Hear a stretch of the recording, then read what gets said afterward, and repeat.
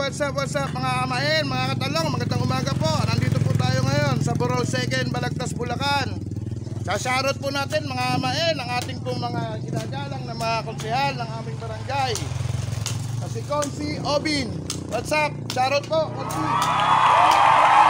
Kasama po namin ngayon si Konsi Joel Andayan, ang mga mabait na konsehal dito po sa aming barangay, Burol 2nd, Balagtas, Bulacan.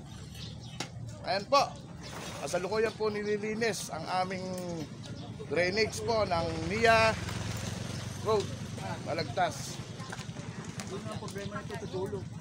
Umaga po. Ayan po, si Konsi Joel. Shoutout po.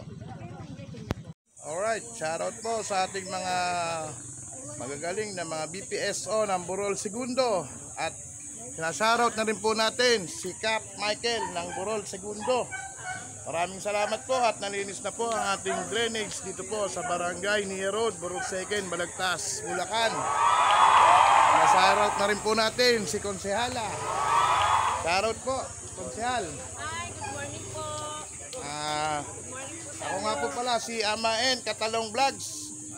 Ako po ay nagbablog at opo, nag-umpisa pa lang po tayo. Maraming salamat po. Opo, salamat po sa ating mga Naglilinis lang po barangay. tayo in preparation po doon sa ating tag-ulan para po ang kanal dire-diretso po ang daloy.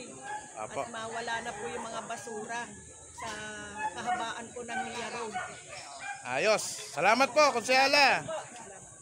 Shoutout po sa lahat po ng BPSO na tumutulong po dito po sa paglilinis po ng aming drainage dito po sa Barangay NIA Road. Sa pangunguna po ni Cap Michael Payuran. Salamat po mga kamain.